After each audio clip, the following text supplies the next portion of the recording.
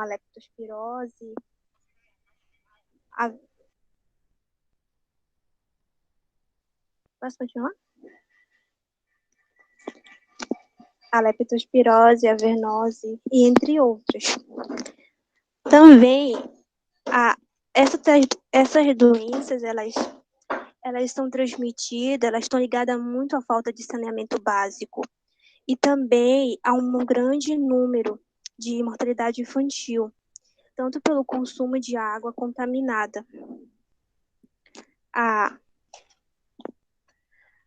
PRNS, ela diz, e ela destaca também que a decomposição dos rejeitos orgânicos em lixões e aterros ao fim do ciclo da vida de cada produto, ele gera uma mistura gasosa constituída com quase 50% de metano, o CH4, um potente gás causador de efeito estufa, sendo 21 vezes o poder do aquecimento global do que CO2, representando uma emissão significativa e ameaçadora para a camada de ozônio. Então, portanto, a construção de redes de água, esgoto e a expansão da coleta de lixo, ela é de extrema importância para a sociedade em geral mesmo. E o artigo 225, ele diz que todos têm direito ao meio ambiente ecologicamente equilibrado, bem de uso comum do povo e essencial à sádia qualidade de vida, impondo-se ao poder público e à coletividade o dever de defendê-lo e preservá-lo para as presentes e futuras gerações. Eu coloquei aí no slide algumas imagens de lixos. Dá para ver que essa imagem aí é uma imagem de um esgoto. Acho que tá entupido, alguma coisa assim. Passe, professor.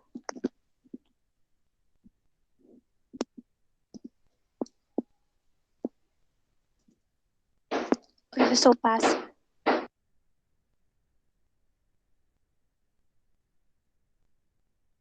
A voz, será que teve algum problema na minha ou na tua gravação, Josicléia? Não entendi, professor. Porque tu parou a apresentação, eu não escutei mais a tua voz. Eu tô bom falar, professor. O senhor não Tu escutou já nada do que eu encerrou? falei? Não, teve uma parte que falhou aqui, não sei se foi aí ou foi aqui, eu não sei o que foi. Foi a minha, então, né? Foi a sua. Ah, tá. Tá ok, então. Então, não, mas aí eu não sei, pode prosseguir, então. Não sei se terminou a tua fala. Passe o slide, professor.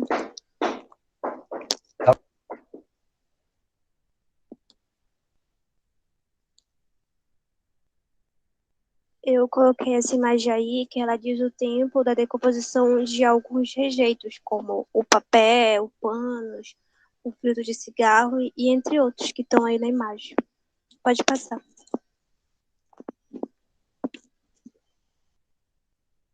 Boa tarde. Eu vou falar um pouco também sobre outros impactos.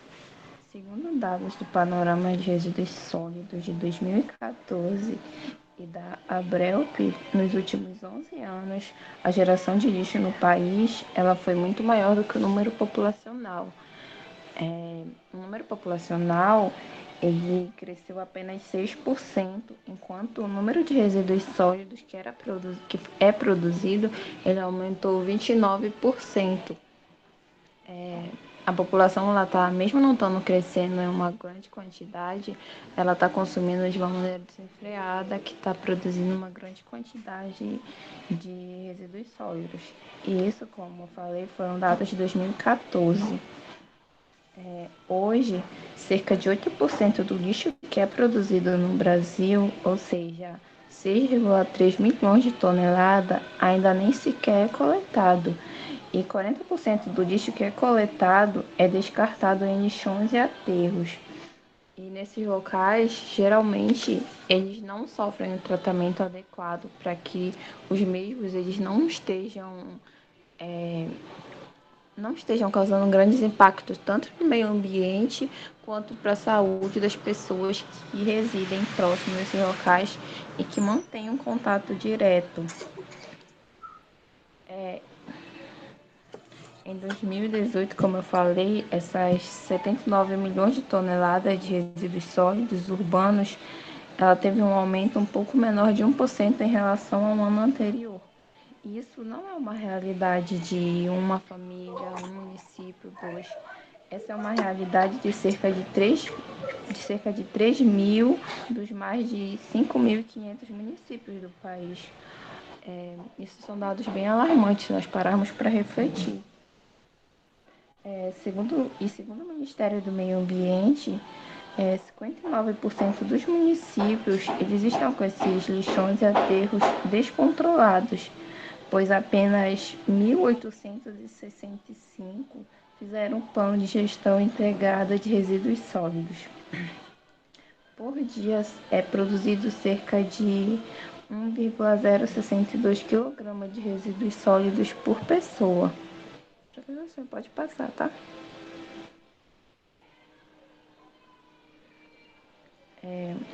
Como eu falei, em 2010, a Política Nacional de Resíduos Sólidos, ela estabeleceu que até agosto de 2014, o país ele deveria estar livre dos lixões.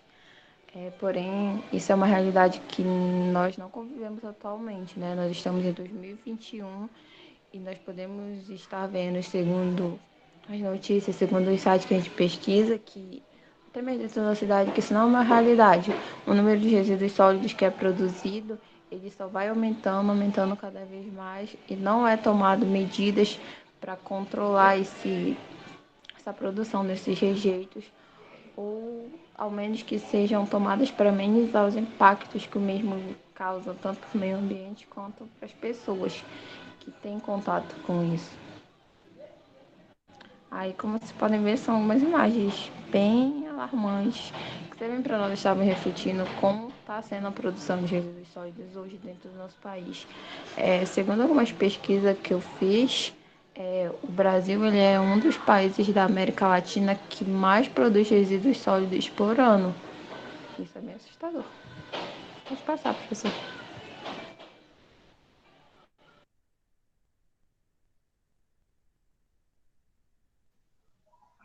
Bom, eu vou falar um pouco sobre o aspecto.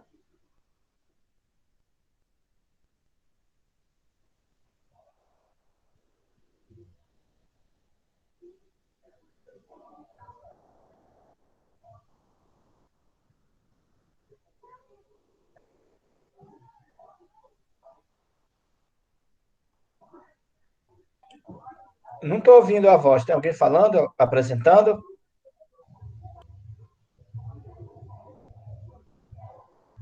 O senhor passar o slide, professor.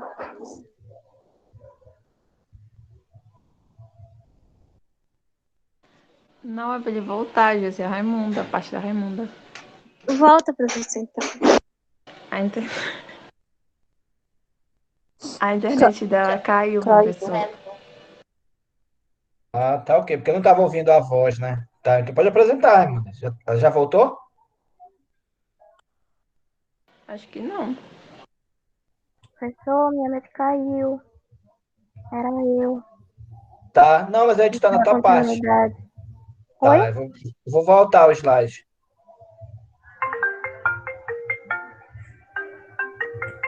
Esse 3, né, aí, né? O teu, né? Que tá aí Isso, professor. aparecendo. Aspecto 3. Posso? Segundo dados do Ministério do Meio Ambiente, MMA, de 2014, 59% dos municípios estão com lixões ou aterros descontrolados. Apenas 33,5% fizeram plano de gestão integrada dos resíduos sólidos. Dados do Sistema Nacional de Informações sobre Saneamento, referente a 2012, que são os mais recentes, apontam que só 3,1% dos lixos gerados no país naquele ano foram destinados à coleta seletiva e que 1,5% dos resíduos domiciliares e públicos foram recuperados. No contexto da PNRS, a meta da redução contínua no Plano Nacional sobre Mudanças do Clima é de alcançar o índice de reciclagem de resíduos de 20% em 2015. expectativa do MMA. Nos, nos internos, nos termos da lei, crimes ambientais, os gestores municipais que não cumprirem a PNRS estão sujeitos às seguintes ações. No âmbito civil, prescreveu-se a responsabilidade objetiva atrelado à lei de crimes ambientais. No âmbito penal, destaca-se que foi incluído o inciso da Lei de Crimes Ambientais que prevê a caracterização de crimes punindo com pena de inclusão de 1 ano a 4 anos de multa.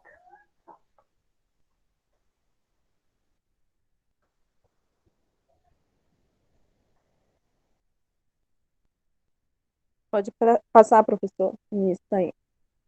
Boa tarde. Não, professor, na conclusão lá.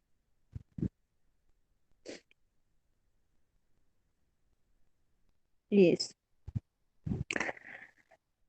Dos instrumentos que a Política Nacional de Resíduos Sólidos apregoa, com o Plano de Resíduos Sólidos, o Sistema Declaratório Anual dos Resíduos Sólidos, o monitoramento e a fiscalização ambiental, sanitária e agropecuária merecem destaque, a coleta seletiva e a educação ambiental. A coleta seletiva trata-se da seleção do recolhimento dos resíduos orgânicos e inorgânicos, secos ou úmidos, recicláveis e não recicláveis, para serem destinados ao reaproveitamento.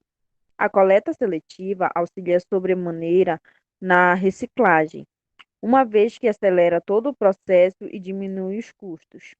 É preciso avaliar o perfil dos resíduos para poder fazer a coleta seletiva. E é aí que entra a educação ambiental. A educação ambiental é algo bem mais amplo e é todo um processo em que o indivíduo, em integração com a sociedade, constrói valores sociais, conhecimentos, competências e, principalmente, atitudes que visem a sustentabilidade e o bem de uso comum do povo. É uma sistemática voltada forma, a formar indivíduos que estejam preocupados com a prevenção e conservação dos recursos naturais.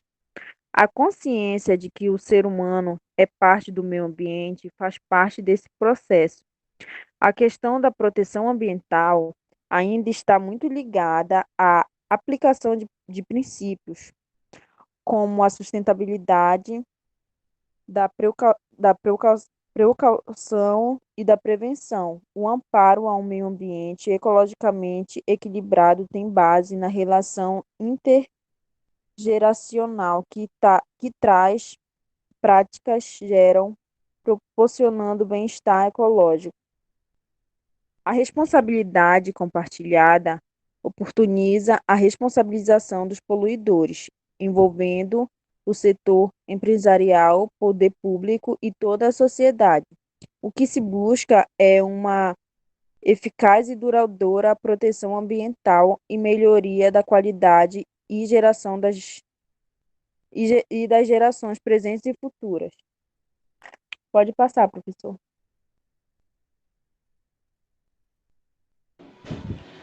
Agora a gente vai falar um pouquinho sobre essa questão ambiental aqui dentro do nosso município, nossa região do Baixo Tocantins. Nós podemos estar observando que essa realidade de ver resíduos sólidos nas ruas, jogados de forma inadequada, não é uma realidade que está longe de nós. É uma coisa que nós podemos estar encontrando bem próxima, ao lado da nossa casa, na nossa rua, no nosso bairro. Nós podemos estar vendo quantidades enormes de caroços de açaí descartados em qualquer lugar, sem ao menos sofrer um descarte adequado. Nós podemos estar vendo um lixo jogado nas ruas, na beira do rio. E muitas vezes, como costumei conversar um dia desse com uma colega minha, nós costumamos cobrar tanto dos nossos governantes que não fazem a limpeza das ruas adequada, que isso e aquilo, mas muitas vezes nós, como cidadãos, nós não procuramos estar fazendo a nossa parte também, que é tentar separar no mínimo os resíduos sólidos, cada um de um jeitinho bem bonitinho. Ou então, se o caminhão do lixo passar e não pegar o lixo, tentar recolher para não ficar jogado ali na rua para o cachorro vir espalhar. Porque esses problemas ambientais, eles causam muito além de problemas ambientais, esse descarte de resíduos sólidos jogados em qualquer lugar. Ele pode estar acarretando uma série de doenças prejudiciais à saúde do ser humano. É isso que nós temos que entender, que não é uma problemática só para o meio ambiente, isso pode estar gerando problemas para nós mesmos enquanto pessoas. No primeiro semestre, quando nós estávamos estudando para uma apresentação sobre educação ambiental, na disciplina de educação ambiental, nós fomos até uma rua, aqui em Abaeté mesmo, que eu não me recordo o nome no momento, mas lá é como se fosse um lixão a céu aberto. As pessoas vão, jogam os que vende carne, jogam esse resto de animais lá, jogam caroços de açaí em sacas, muito.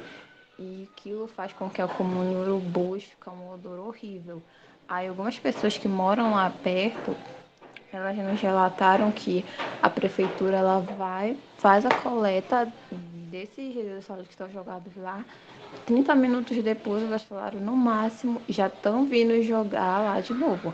As pessoas não têm essa consciência que isso pode causar prejuízos à saúde delas, que isso não é um ato legal, digamos. E elas vão e jogam lá de qualquer jeito, sem se preocupar, sendo que o caminhão de lixo ele só vai passar para recolher aquilo 2 dias depois. Então, eu acho que nós devemos ter um olhar mais crítico para esses problemas.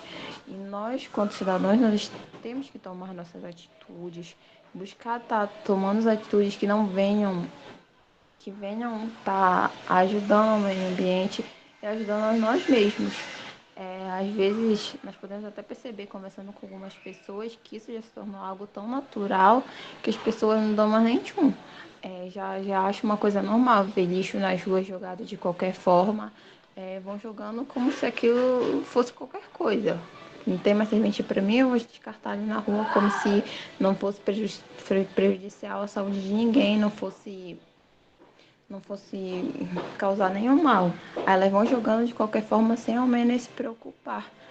E isso são pontos que nós temos que parar para refletir, as nossas atitudes, se essas nossas atitudes são certas ou não, para que futuramente nós venhamos a ter uma cidade mais limpa, nós venhamos a ter um país onde esse percentual de lixo que é jogado nas ruas ele não seja tão alto. É isso, professor. Se tiver alguma dúvida, é só perguntar. Obrigada.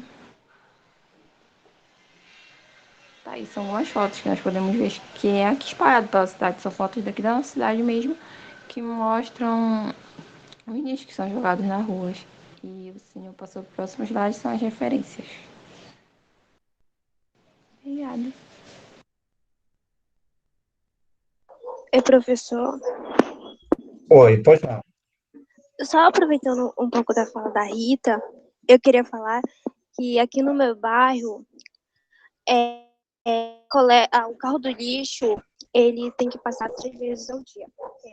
3 vezes ao dia já. Termina a semana, que é segunda, quarta e sexta. Só que ele tá passando só uma vez, e tem semanas que ele não passa nenhuma vez.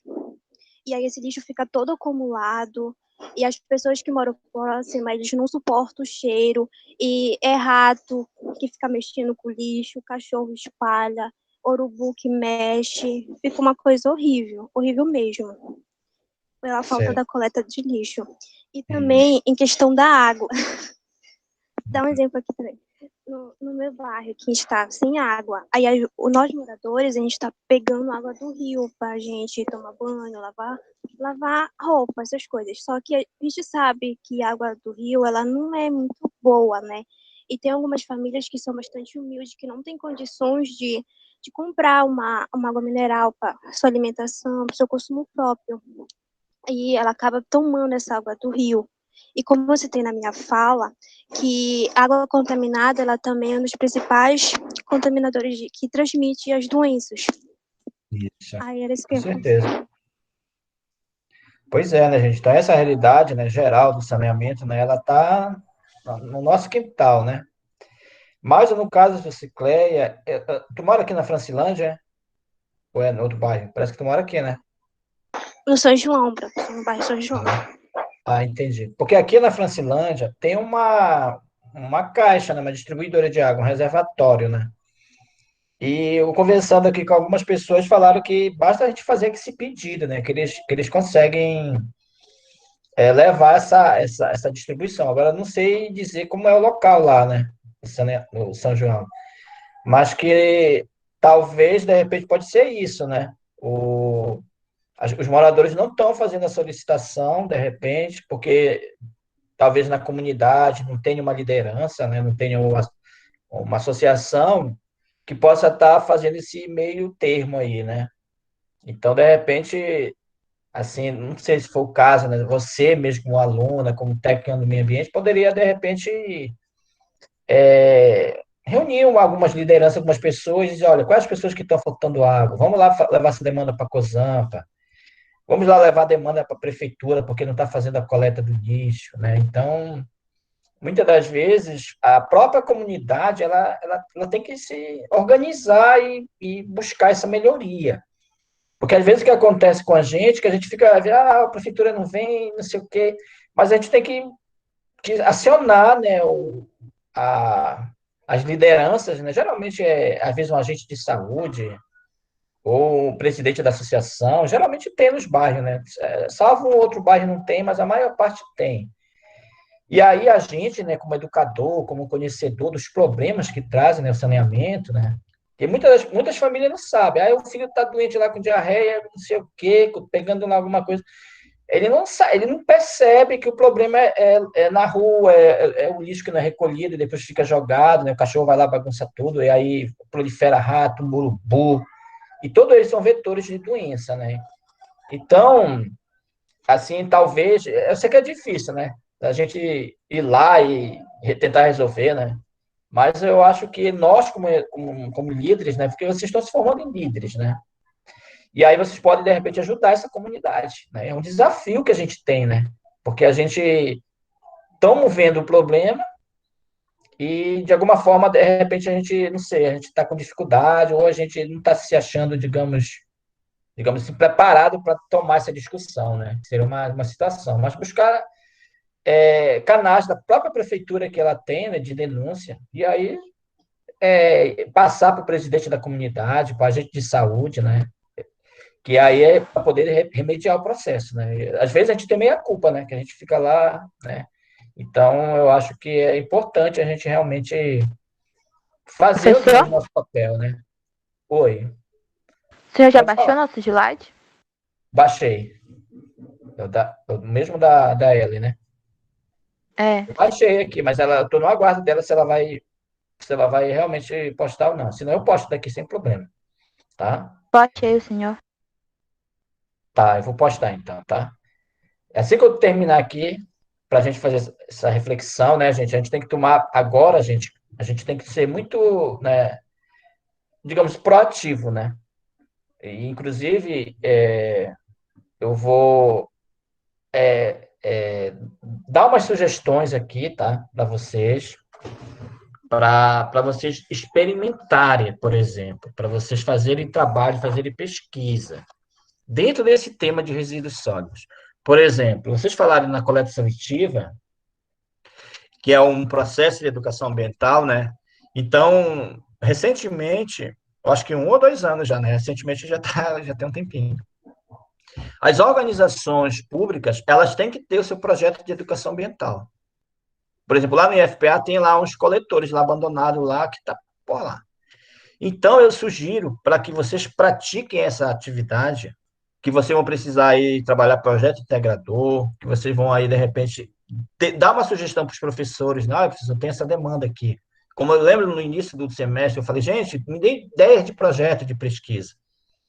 Tá? Então, eu senti essa falta, né, que não chegou a demanda. Pelo menos o nome do trabalho, só para fazer coleta seletiva lá no IFPA. Eu senti essa falta, né? Talvez nós professores estamos com problema aí de motivação, talvez, ou esclarecimento dos temas, né, para que se transformem em projetos e ideias, e a gente vai experimentando. Por exemplo, tem as bolsas aí, né?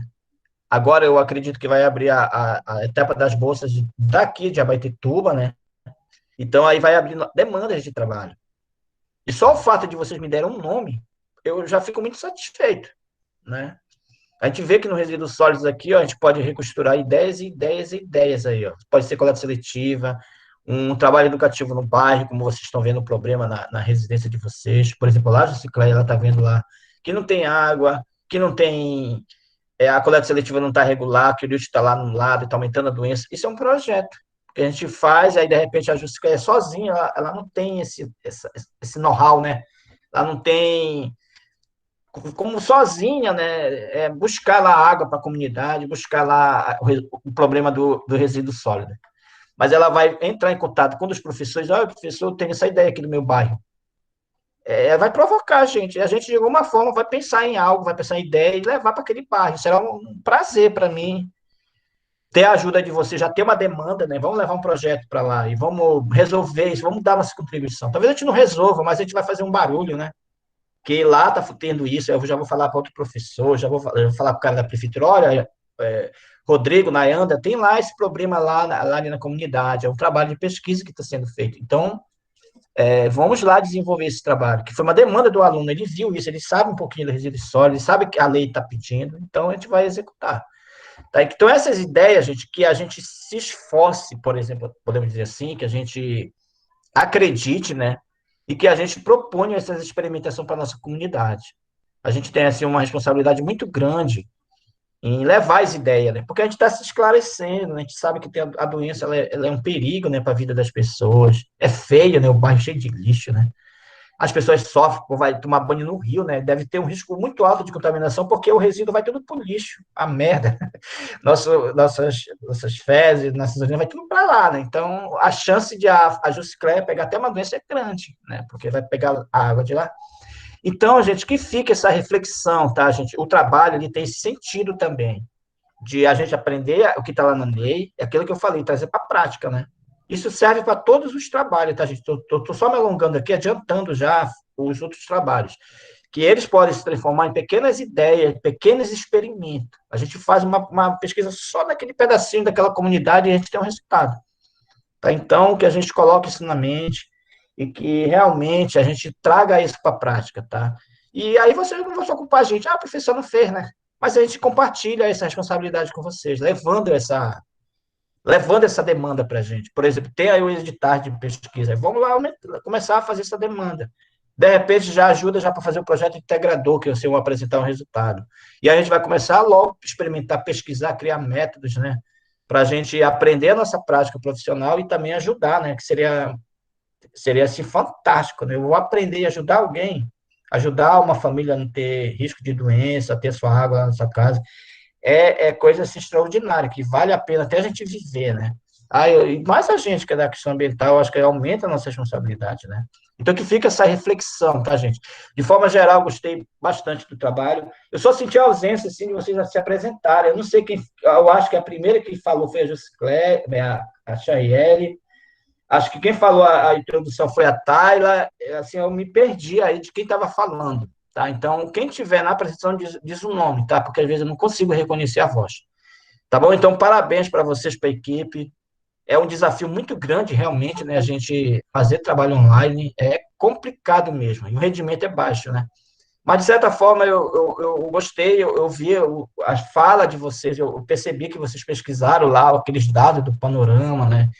Que está aumentando a população e está aumentando muito mais a quantidade de lixo, né? Então, vai ter um momento que a gente vai estar coberto de lixo, principalmente que não tem aterro sanitário. Né? Então, hoje, a lei diz o seguinte, que todos os municípios têm que ter o plano municipal de resíduos sólidos. O plano de saneamento nós já temos, falta esse plano municipal. Agora, imagine, a prefeitura não tem o plano municipal de resíduos sólidos, como é que ela vai cobrar o plano de resíduos sólidos do hospital, do laboratório, da empresa, que são obrigadas a ter os seus planos. Cada empresa que produz resíduo tem que ter seu plano lá, o seu documento, para poder ser licenciada a atividade. Então, nós aqui, a Abaetetuba, gente, apesar de ter curso de meio ambiente, gente, é inacreditável. A gente está atrás de muitos municípios aí, como Itaituba, que não tem curso de técnico de meio ambiente lá na cidade, não tem na região. E a gente aqui com o curso e parece que a coisa não anda, né? Então, vamos abrir a mente, vamos propor projetos, ideias, né, que a gente vai crescer, a gente vai aprender muito mais, né? Não é que eu estou dizendo que os professores não têm essa capacidade de ensinar. Eu não me sinto 100%, não. Eu só consigo realmente ver se aquilo dá certo, se realmente a gente experimentar, se a gente fazer o projeto, a ideia. Que aí a gente vai ter resultado, não é que sejam resultados tímidos, o resultado mínimo que a gente tiver é um resultado, né? A gente pode, depois de falar com segurança, não, eu fiz o meu projeto no meu bairro aqui sobre a falta da coleta do lixo, mas até hoje não resolveu. Por quê? Porque a prefeitura não está nem aí, porque a prefeitura não tem estrutura. Aí a gente começa a realmente falar com propriedade, né? Então, parabéns aí pela equipe. Se algum integrante da equipe quiser falar alguma coisa aí, a gente abre mais 2 minutos e a gente já inicia outra apresentação. Tá bom?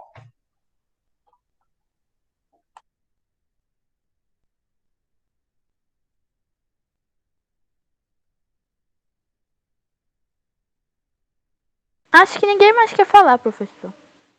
Pode colocar o slide. Tranquilo. Eu vou colocar o slide do outro grupo, tá?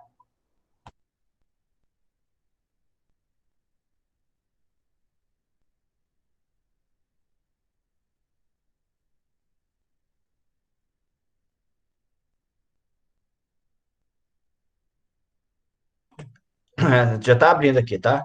Pessoal, enquanto está abrindo aqui, vou só adiantar para vocês, uma das questões que eu vou colocar lá no questionário é que para que vocês listem para mim 3 projetos, 3 ideias para a gente começar a fazer uma lista aqui de ideias, tá? Para mim ter, digamos assim, um acervozinho, assim, eu tenho essa demanda aqui dos alunos do meio ambiente nesse sentido, tá? Porque aí depois eu publico aí as ideias que todos os alunos, né, produziram. Né? Imagine se nós produzirmos 10 ideias aí, já seria fantástico, tá? Porque aí, de repente, a gente transforma em pesquisa, porque aí a gente parte da demanda local de vocês. Né? Então, é importante a gente saber o conjunto todo, mas também a gente entender a demanda local, ela é fundamental, porque, digamos assim, a gente começa entendendo já das coisas da nossa própria realidade, tá? Já abriu aqui, vou postar. Vocês estão observando o slide? Sim. Tá carregando. Tá carregando. Tá, gente, só lembrando aquele ponto lá que eu falei, né? Quem for apresentar, diz assim, meu nome é tal, só para me anotar aqui quem efetivamente está apresentando, porque lembra que nós colocamos lá no formulário que algumas apresentações, elas são individual, né? Por exemplo, dá para perceber claramente na fala dos alunos quem leu o trabalho, quem pesquisou, quem fez uma anotação, né? Então, isso daí eu quero valorizar, tendo em vista, né, a dificuldade que a gente está enfrentando, né? Então, quem consegue, né, eu acho que tem que ser muito bem recompensado, tá? Então, a equipe pode iniciar, Posso tá? começar, professor? Pode. A fala de vocês. Bom, primeiramente, boa tarde, professor. Minha equipe vai falar sobre a Lei de Conservação Ambiental. E eu, Catiane, vou dar início falando como surgiu e quais são os objetivos. Pode passar o slide. Tá. A Lei 9985 de 2000, conhecida como a Lei de Snook, ela é uma lei que surgiu com o objetivo de proteger de uma forma ainda mais eficiente o nosso meio ambiente, ou pelo menos alguns espaços territoriais que precisam ser protegidos por alguma questão ambiental relevante, envolvendo os ecossistemas, a fauna e a flora. Bom, até uns anos atrás, não tinha muito essa preocupação com o meio ambiente. Aí ocorreu a Segunda Guerra Mundial e começou a surgir essa preocupação, o pessoal começou a se preocupar mais. Logo em seguida, ocorreu aquela Declaração de Estocolmo, que foi uma declaração que tinha como objetivo estabelecer uma visão global e de princípios comuns que deveriam servir de inspiração de orientação à humanidade em relação à preservação e melhoria do ambiente humano. Apesar de não ter dado muito certo essa declaração, foi a partir disso que começou a ter uma fagulha de proteção ambiental. No Brasil, por exemplo, criaram a Lei 6938, de 81.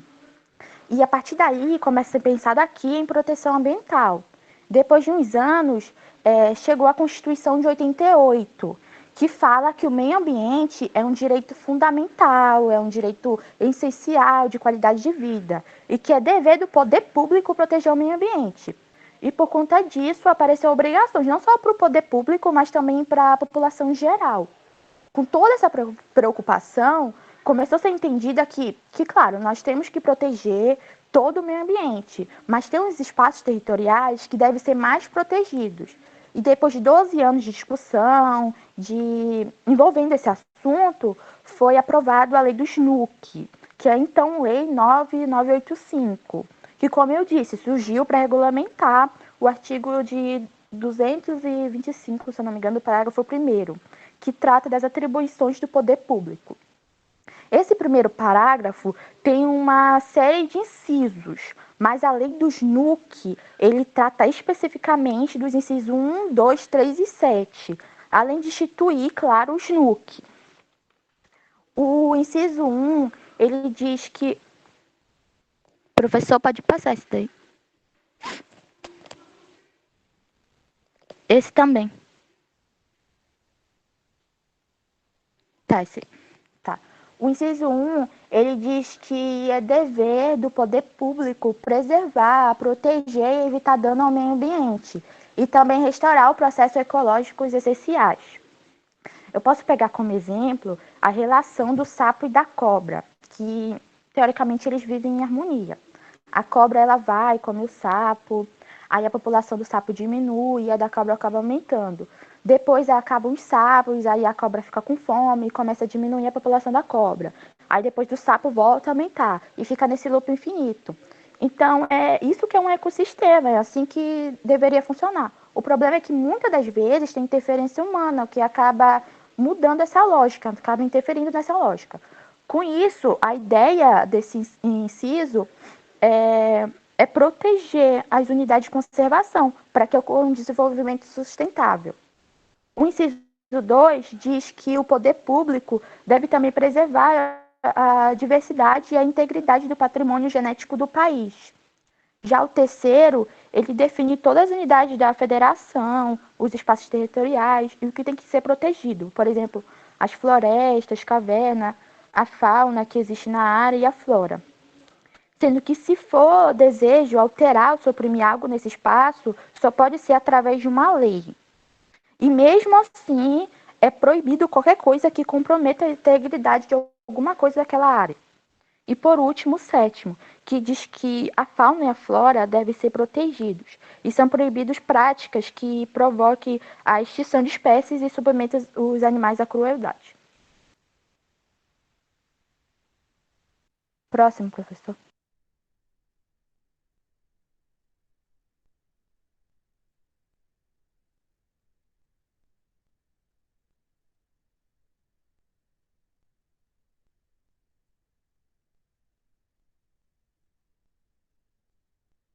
Professor, acho que caiu a internet da Ellen, só um minuto.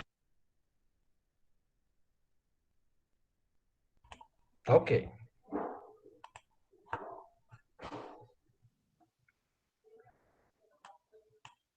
Ela é a próxima na ordem? É, nessa ordem.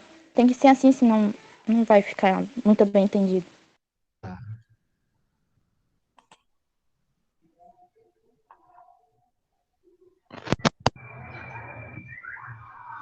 Vocês estão me escutando? Ah, ela, né? Sim. É porque saiu aqui, desculpa.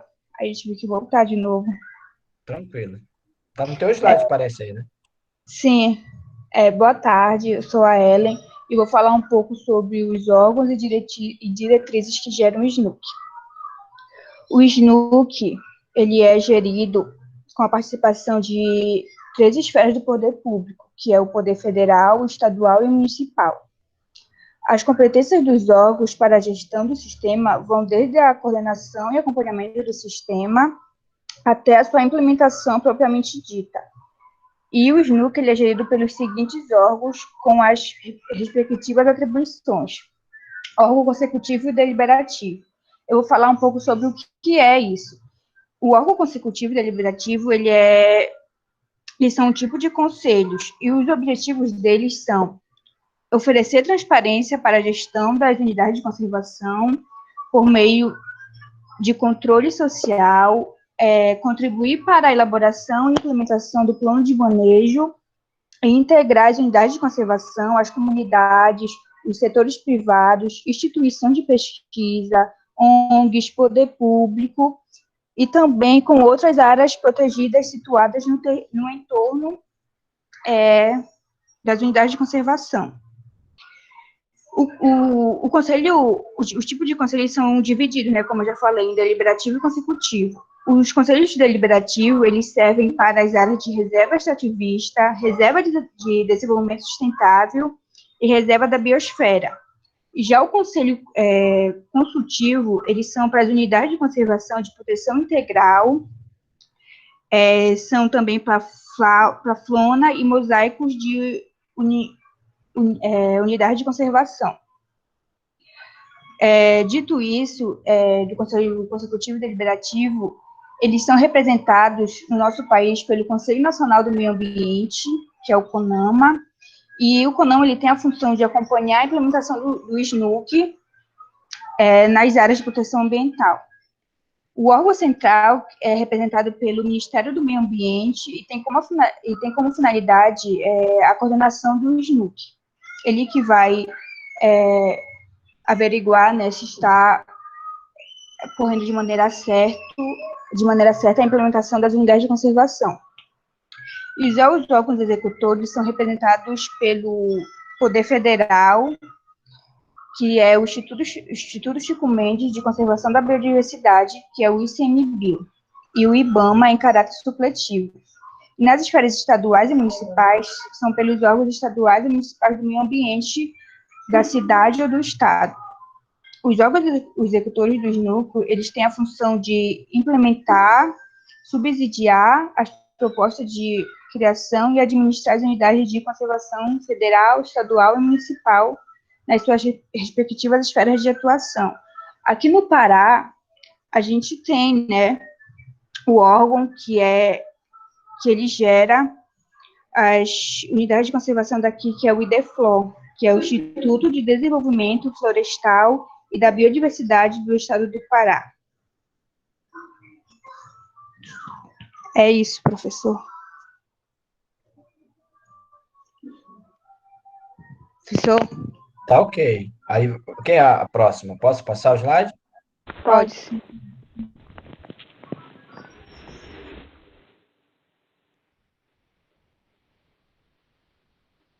Boa tarde, aqui é a Cassiane. Vou falar sobre as categorias de unidade de conservação, integrantes do SNUC, né? SNUC, que é o Sistema Nacional de Unidade de Conservação. Eles se dividem em dois grupos, que é a unidade de proteção integral e a unidade de uso sustentável. O primeiro grupo, ele tem como principal objetivo preservar a natureza, sendo admitido somente o uso indireto dos recursos naturais, ou seja, aquele que não envolve consumo, coleta ou danos dos recursos naturais.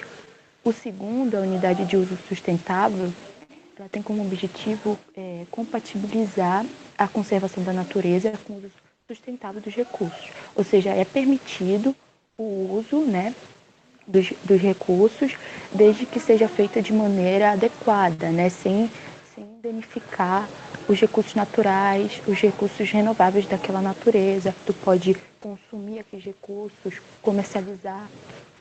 Então, pode ter um consumo direto daqueles recursos. E dentro dessas duas categorias, a gente tem 12... Dentro desses dois grupos, a gente tem 12 categorias, que são a proteção integral e o uso sustentável. Dentro da proteção integral, a gente tem a estação ecológica, a reserva biológica, o parque nacional, o monumento nacional. refúgio de vida silvestre, e do uso sustentável a gente tem a área de relevante interesse ecológico, a reserva particular do patrimônio natural, a área de proteção ambiental, floresta nacional, reserva de desenvolvimento sustentável, reserva de fauna e reserva extrativista. Eu até poderia falar, explicar cada um desses, mas acho que ia ficar muito extenso e que esse não é o objetivo desse tema. Então, eu separei que é a área de proteção ambiental, porque tem a ver com o nosso exemplo. Né? A gente tem que falar sobre alguma área, um C daqui da região. Então, eu separei essa, que é a área de proteção ambiental, que é uma extensa área natural destinada à proteção e conservação da fauna e da flora, importante para a qualidade de vida da população local. O objetivo principal da APA é a conservação dos processos naturais através da orientação, do desenvolvimento e da adequação das várias atividades humanas. Né? E como faz parte da categoria de uso sustentável, a APA permite a ocupação humana, o uso direto, né, desde que seja conciliado a ocupação e o uso sustentável dos recursos naturais. E cada atividade feita dentro dessa área, né, elas têm regras específicas que seguem o que o gestor, a administração dessa área estabelece. Tá? É isso. Pode.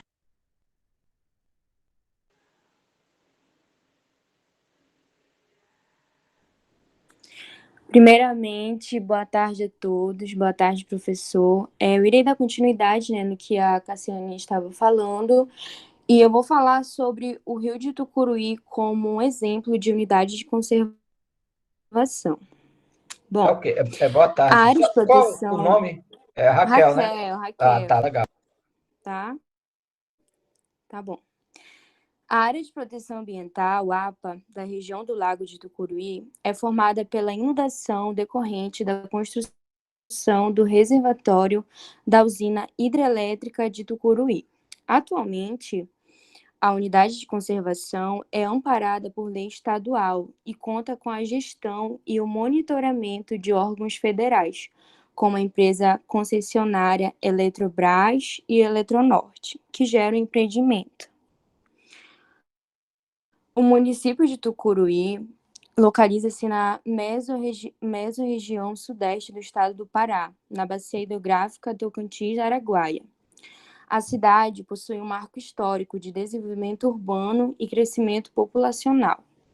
A APA, que é a Área de Proteção Ambiental do Lago de Tucuruí, foi criada em 2002 pela Lei nº 6.451, no dia 8 de 4 de 2002, que corresponde a uma área de 568.667, a que engloba em sua totalidade o reservatório da usina de Tucuruí. A usina de Tucuruí abrange parte dos territórios de 7 municípios da região, sendo eles Breu Branco, a Goianésia do Pará, Itupiranga, Jacundá, Nova Ipixuna, Novo Repartimento e Tucuruí. A usina hidrelétrica de Tucuruí é um empreendimento que utiliza a força e a pressão da água para gerar energia elétrica à população local. Nesta lei, foram criadas 2 reservas de desenvolvimento sustentável, a RDS, Alcobaça e Pucuruí-Ararão. Na APA, encontram-se 2 zonas de preservação de vida silvestre. Todas essas áreas protegidas compõem um mosaico de unidades de conservação do Lago de Tucuruí. Agora eu vou falar um pouco sobre os objetivos, né, dessa usina hidrelétrica de Tucuruí, como unidade de conservação. Os principais objetivos da criação do Lago de Tucuruí foi a promoção da melhoria da qualidade de vida da população local, a realização de estudos técnicos e científicos para a conservação dos seus recursos naturais, a proteção e restauração da diversidade biológica, a recuperação de áreas alteradas e o disciplinamento do processo de ocupação da área. tá? Professor, esse foi o nosso trabalho. Eu já concluí. Eu agradeço muito pela atenção de todos. Boa tarde. Ok, boa tarde. Professor, Hoje não. não é porque eu vou mostrar o mosaico, né? Já que a Raquel tá falando do Lago de Tucuruí, tá aí a divisão das APAs, né? Como ele é dividido lá na região. Na linha vermelha tá a parte que é da área de proteção ambiental. No laranja é a Alcaçou, que é a Reserva de Desenvolvimento Sustentável da região. E de vermelho é o Pucuri-Ararão, que é a Reserva de Desenvolvimento Sustentável. É assim que é dividido lá na região a unidade de conservação de Tucuruí. Aí tem a parte que eles... tá aí, né, algumas imagens, você pode passar. E daí são algumas imagens da reserva, que como a Raquel falou, ela foi em parceria, né, com algumas empresas de lá, que foi feita a reserva. Essa imagem aqui, aqui está aparecendo a minha esquerda, não sei para vocês. É a parte da reserva que é do mosaico verde, que estava lá, que é da APA verde. Aí é isso, só para mostrar lá o mosaico que ela estava falando, que como é dividido as áreas de unidade de conservação do Tucuruí. Tá ok, gente. Parabéns aí pelo trabalho. Assim, eu gostei muito, foi bem compreensível, né? Vocês foram bem seguros aí nas informações, né? Também, talvez vocês já estudaram essa disciplina, isso ajudou muito, né? Mas a ideia é essa, justamente vocês estarem revendo os conceitos, né? Relembrando, e também falando deles também em outras disciplinas, né? Isso vai agregando, vai facilitando, né, a nossa linguagem, o nosso entendimento do assunto. E também vai aumentando a nossa curiosidade, né? Por exemplo, de buscar mais informações daquele tema, né? Mas foi bem compreensível, né? Eu gostei muito. Acho que a ideia é essa mesmo, né? A gente voltar à norma, à lei, pegar os conceitos, né? E traduzir ele para a realidade, né? Como vocês fizeram, né? Vocês seguiram certinho a sequência, né? Do que a gente tinha proposto. Então, realmente, a gente fica muito feliz e vocês estão de parabéns, tá? Só para a gente ampliar, digamos, a discussão, né? Já que vocês se aprofundaram bem, né? Vocês mostraram lá o mosaico lá de Tucuruí, né? Que tem a APA, né? Que não é muito restrita, né? Pode ter morador, pode fazer uso, né? Sem problema nenhum. Aí dentro dela já tem uma restrição maior, né? Que já é a reserva do desenvolvimento sustentável. Ou seja, uma unidade de conservação dentro de outra, né? Pelo que eu vi na imagem, né? Então, essa flexibilidade assim, é bem interessante, né? Porque permite fazer um pequeno recorte, né, de uma área e já ter uma proteção mais forte, digamos assim, né? Mas dentro de uma outra área maior, né, que possa ser olhada, né, como uma área de preservação, né? E aí, com isso, né, ele oportuniza a gente fazer pesquisa, fazer trabalho, né, já que é uma unidade de conservação. Então, essa que é a grande vantagem. E a outra, né, por exemplo, uma coisa que eu sempre tenho falado, né, a equipe entrou em contato comigo realmente e perguntou se poderia trabalhar o Tucuruí. Eu disse que não tem problema nenhum, pode. Eu acho que desde que feche a ideia, fica perfeito. A outra, por exemplo, talvez seja a necessidade de a gente buscar dados, né, buscar informações. E a gente sabe que aqui em Abaetetuba, o governo está começando a caminhar, né, na criação de unidade de conservação. Mas já tem né, umas áreas já, digamos assim, já com uma lei já separada, mas basicamente está no zero, que seria o Parque Ambiental de Beja, né? É uma área lá eu acho que de um pouco mais de 13 hectares, que ainda está se iniciando a estrutura, né? Então, já o governo aqui de Abaetetuba foi ousado, já criou um parque, né? Que seria uma proteção integral, né? Então, é bom a gente ter esse entendimento que nós já temos esse passo, né? O outro seria a criação de acho que não sei se é uma ou se é duas reserva particular. Ou seja, alguém doou para a prefeitura, na verdade, não é que ele doou, ele amarrou uma área de proteção, né, que seria essa RPPN, que é uma reserva particular do patrimônio natural. Um morador daqui de Abaeté, parece um ambientalista, né, ele meio que, digamos assim, meio que transformou essa área num patrimônio, uma unidade de conservação. Então é bem interessante de saber, né, que já existe, né, essa área aí já, se eu não me engano, é 60 hectares, é uma área já grande. Então a gente, como técnico, a gente tem que entender que tem essa área aqui, e é bom a gente falar, né, que já existe esse início, porque de repente vocês podem demandar uma pesquisa, uma visita, né, nessa área, para a gente tentar enxergar lá por que foi criada essa área, e qual o objetivo, ou o que a prefeitura pretende, né, oferecer de pesquisa, já que ela aplica multa, né, e vai recolhendo dinheiro, né, e esse dinheiro pode ser transformado em educação ambiental, em projetos também, né. Então, seria interessante a gente dar uma olhada para a nossa região.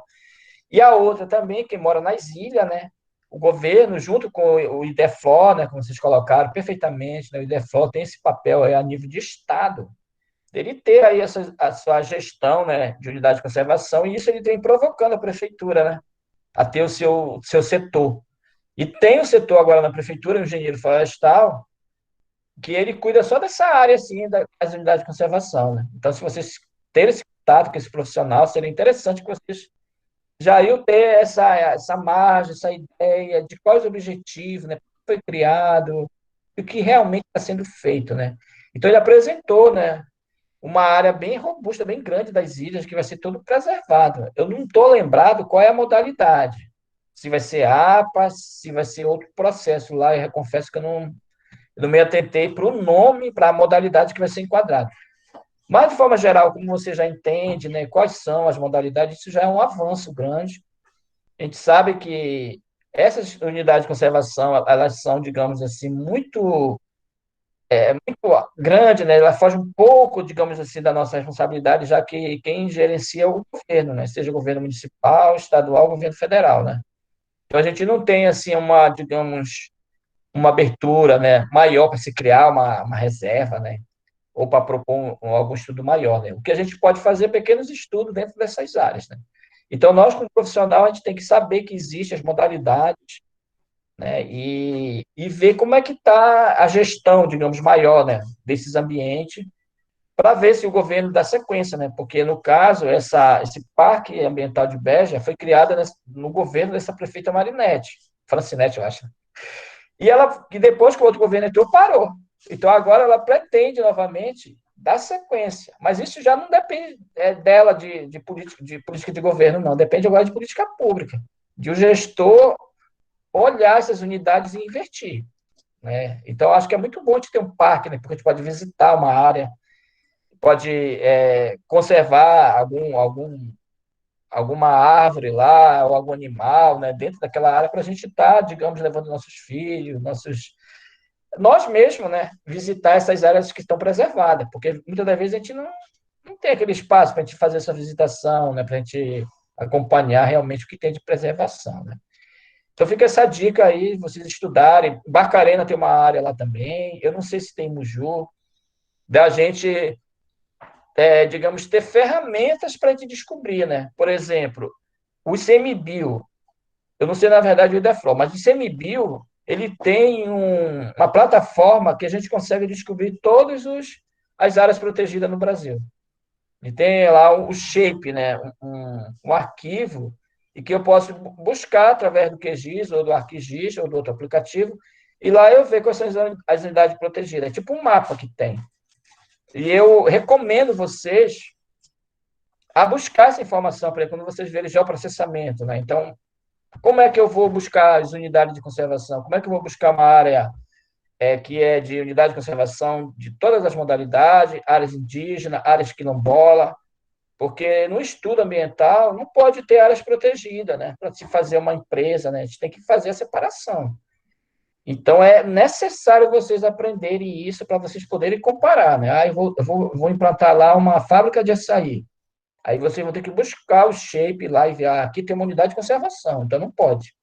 porque essa área é protegida por lei, então não pode, por exemplo, lá dentro do parque de Beja, colocar uma fábrica de açaí, por exemplo, outro investimento, né?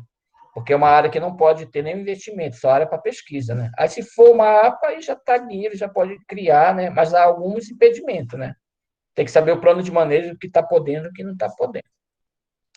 Tá ok, pessoal? Mais alguma consideração aí para a equipe, né? Você quer fazer algum comentário?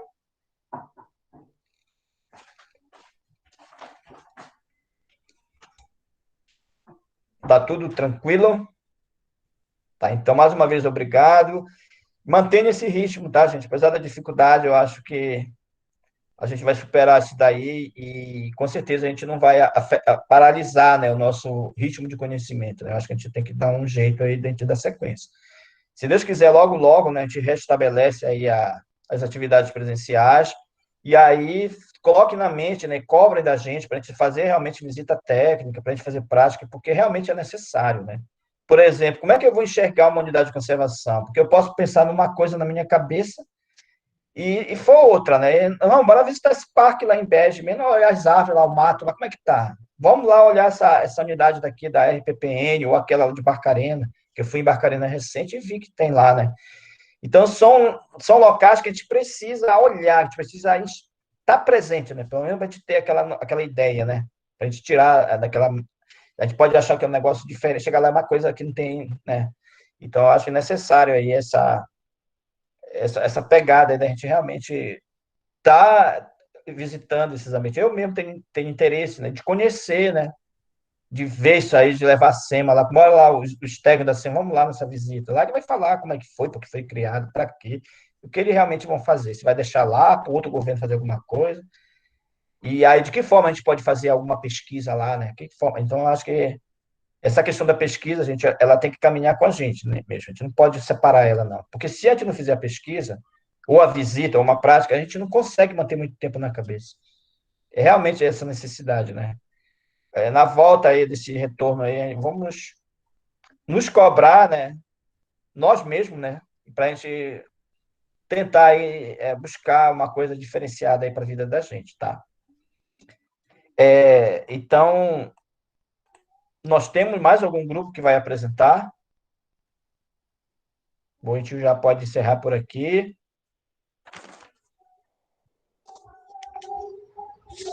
O Cauã ou o Rogério está presente?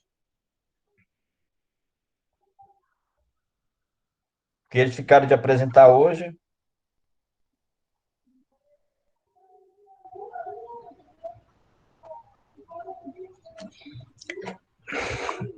Eles não estão, né? Aqui, né? O Rogério e nem o Cauã, né? Aí, gente, eu vou fazer o seguinte: vou entrar em contato com eles, porque eles estão com problema de internet. Aí, se caso eles decidirem apresentar aí até 8 horas da noite, 7 horas, eu vou abrir novamente a sala, vou colocar lá no grupo, tá? Mas caso vocês não tiverem como participar, não tem problema, tá? Mas seria interessante, né, gente? Porque vocês percebem que, mesmo com a limitação da internet, a gente consegue aprender um pouquinho, né? A gente vai juntando pedacinho por pedacinho e a gente vai aumentando nosso repertório, né? A gente vai juntando aí o conhecimento, né? Mas vocês não são obrigados a participar, tá? Mas aí, se caso eles não tiverem outro jeito, eles apresentam. Se não, amanhã, às 4 horas, aquelas equipes que ainda vão apresentar aqui no Meet, eu vou abrir a sala novamente e aí a gente continua as apresentações, tá? Então, por hora, a gente agradece a participação de vocês e eu vou ficar apenas no aguardo da outra equipe, tá bom?